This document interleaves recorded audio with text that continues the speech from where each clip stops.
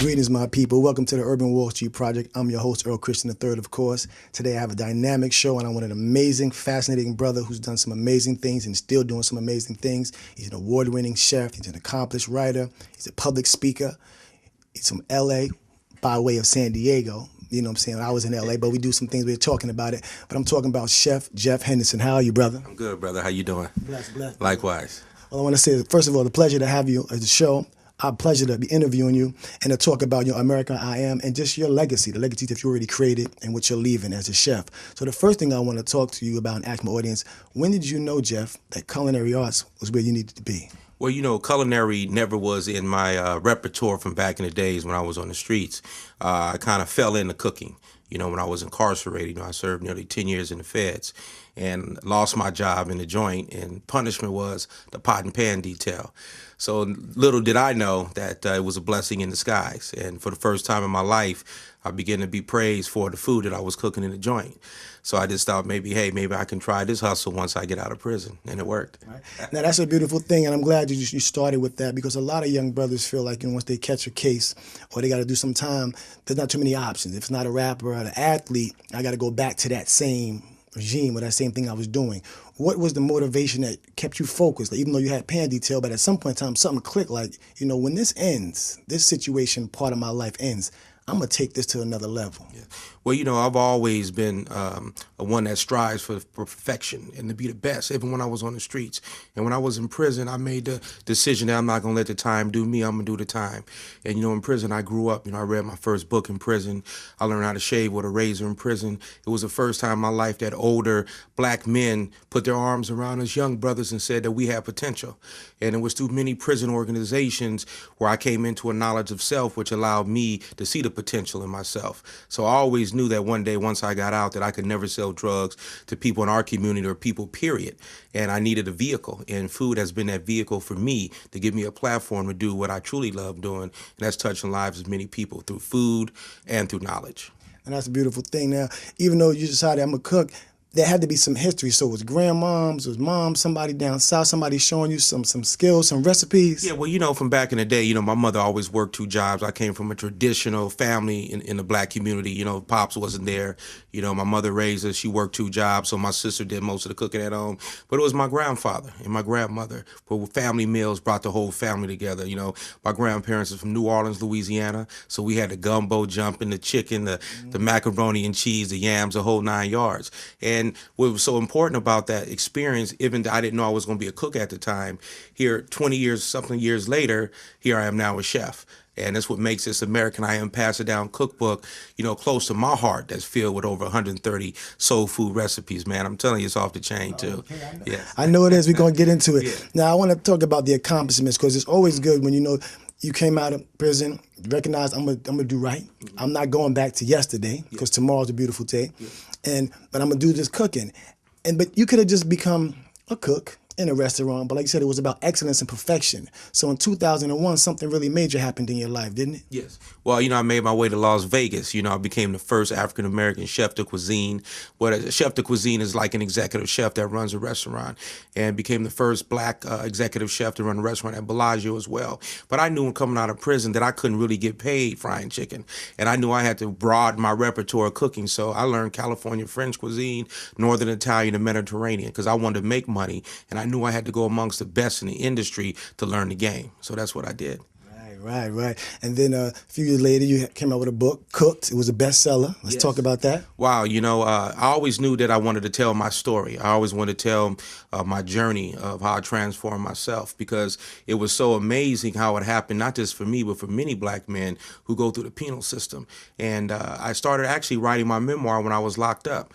And one day I was at work, and this cat from New York called me, and he said, "Hey, Jeff, man, you got an amazing story. Would you like to tell it to the world?" I said, "Absolutely." So I pulled out all my prison writings, and, within 30 days, I had the whole manuscript done to cook, from the streets to the stove, from cocaine to foie gras. Yeah, I like that. That's a beautiful situation. So what did it feel like, brother?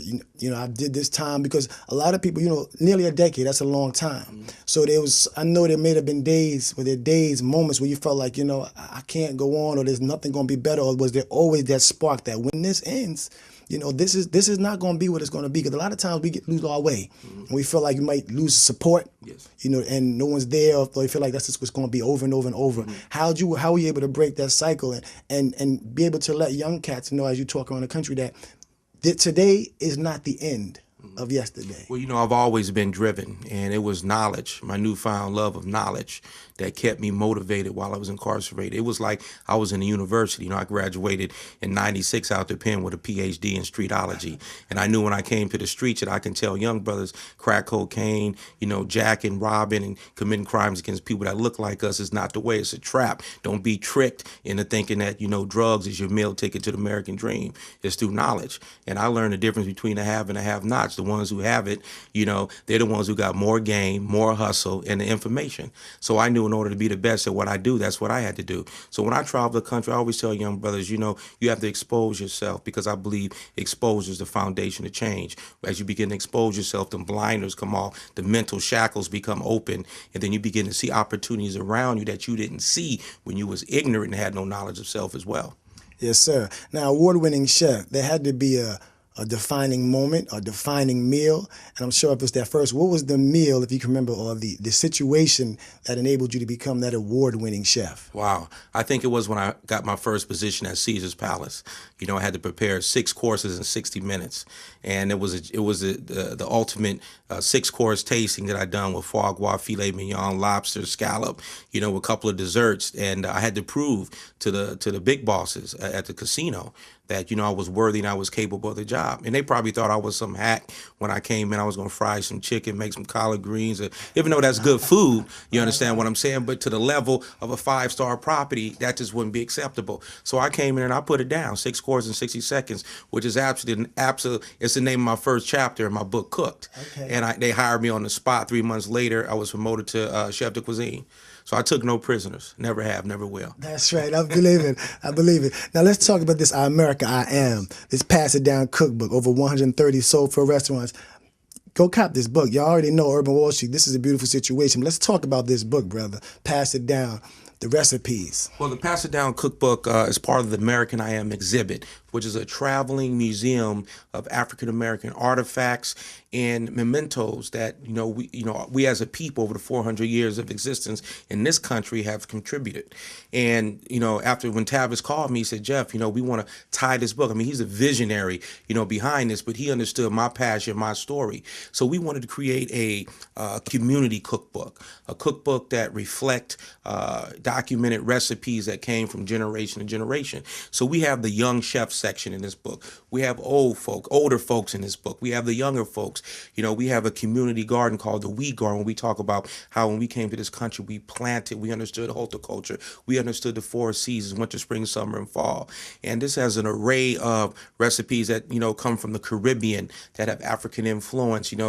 Black folks cook different from the East Coast, the West Coast, up north, down south. So this is an amazing collection of amazing recipes, but it's not just filled with recipes, brother. It's filled with stories, man, soul food stories of how the grandmother cooked a dish one way, a brown stew chicken one way, then taught the daughter taught the granddaughter. So the dish has evolved over time, just like historically we evolve over time. Yeah. So it's just an amazing book. I mean, everyone can relate for it, not just for Black folks, it's for everyone. Right. I mean, it's filled with different collard green ways to cook collard green dishes with hickory smoke, pecans on there with caramelized leeks. We got the Caribbean African influence stewed chicken that came right here from out of Queens, New York.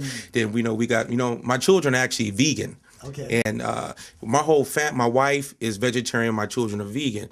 So we came up with this dairy-less macaroni and cheese. We call it Mac and Please. So it's dairy-free cheese and, it's whole wheat noodles and stuff in there to kind of have a healthier version to cooking our type of food as well. Yeah, I think I caught you this morning preparing that dish. I saw you a little early. Oh, yeah, yes, yeah. So, I was on the Today Show this morning and prepared the brown stew chicken. Yes. And it was it was an amazing dish. They loved it. Folks was coming from all over the place, trying to knock it out. We had the collard greens there. We had the beets and and amazing desserts, some apple dumplings as well. So Now I'm gonna tell you, I love to eat, and I'm a fan of cooking so much that there's a show that comes on, here in New York. I'm not giving anybody any free plugs, but Yes. there's a lot of different cooking shows out there. Yes. So when I heard you talk about the six meals in 60 minutes or Yes. whatever it calls, Yes. it brought me to mind of that. What is your some words of advice for up and coming chefs, brother? yeah, well, I always tell young brothers and sisters around the country who desire to not just follow in my footsteps, but come back to the kitchen. We have a historical history of black folks cooking. From the first time, we set feet on the shores here in America. We cooked for the slave masters. We cooked for the slaves. We cooked for any and everybody. But what happened in the 60s when the Civil Rights Act passed, we started getting jobs in the corporate world. We got civil service jobs, so we left the kitchen. So now there's a renaissance of cooking again, where chefs are becoming celebrities, they're becoming multi-millionaires, they're having product and building these brands. So now our people are starting to come back in the kitchen. But I always tell our folks, broaden your knowledge. Don't just learn ethnic cuisine. If you're Jamaican, you get to move away from the Jamaican cuisine. We got that on lock. Right. See what I'm saying? So we need to go, how does a French cook? How does Italian cook? Because when you go to the fine restaurants here in New York City where they paying real paper for cuisine, it's not Southern food. Yes, sir. So, the more you know, the better it is for you, and you broaden your palate, and, you got to travel the world. You got to see, taste, and expose yourself. Now, the last thing I want to ask you is definitely about public speaking, because I hear you speak, and I love the oratory skills, because I do the same thing. And when you speak to young people or older people, what is the public speaking forums been? I know it's a popular junket for you, but how have you been received, and what does that feel like when you're giving that particular aspect of yourself back? Well, I'm received different from different groups. I do corporate speeches where most of the folks in there are Caucasian people, very wealthy people, money managers, and I also speak to, urban youth as well. Always when I speak to the big corporations, I'm always lobbying and campaigning on the DL for our folks. So I do this little thing called Leadership and Diversity from the Hood, the untapped workforce. So I talk about, untapped talent out there that's in the inner cities who have potential, who have purpose. But, a lot of companies don't know how to deal with our swag. So them educating themselves to understand where people come from, then they're better able to manage and bring them in and utilize that skill set. But when I talk to young folks, I always start off with the power of potential. Say no matter what deck of cards we was dealt in life, no matter what deck of cards you was dealt in life, there's always some get back. And if you expose yourself, you read, you get knowledge, you educate yourself, you can live the American dream. Now, the American dream means different things to different people. When I was a kid, I knew when I was 6 years old that I was different. I knew that I wanted a house on the hill with a white picket fence, with a swimming pool in the backyard. I know I didn't want to see my mother struggling every day, going to work, working 2 jobs, but I went about it the wrong way. And we don't have to hustle like that. We was born to hustle. We know how to survive. We came out the womb surviving. So, even though you got dealt that bad deck of cards, find your potential, find your purpose, and get out there, change the product, and handle your business. Because there is an ace in every deck of cards. Absolutely. You gotta Beautiful find thing. My people, I hope you've enjoyed this. It's Chef Jeff. I want you to go follow the brother, Google him, get online. This America I Am. Pick up this book, change your kitchen skills, maybe eat some healthier foods, get some soul food in your life, but some Italian style, some different cultures. Like, I love that what you say. It's not just about one particular type of food. Expose yourself to different cultures, different types of food, different cuisines. And if you think, you have the skills to be a chef, follow the footsteps of this brother right here, do your thing. Remember, there's an ace in every deck, no matter what you're dealt. Earl Christian III, Urban Wall Street. As I always say, be mindful, be prosperous. Till next time, peace.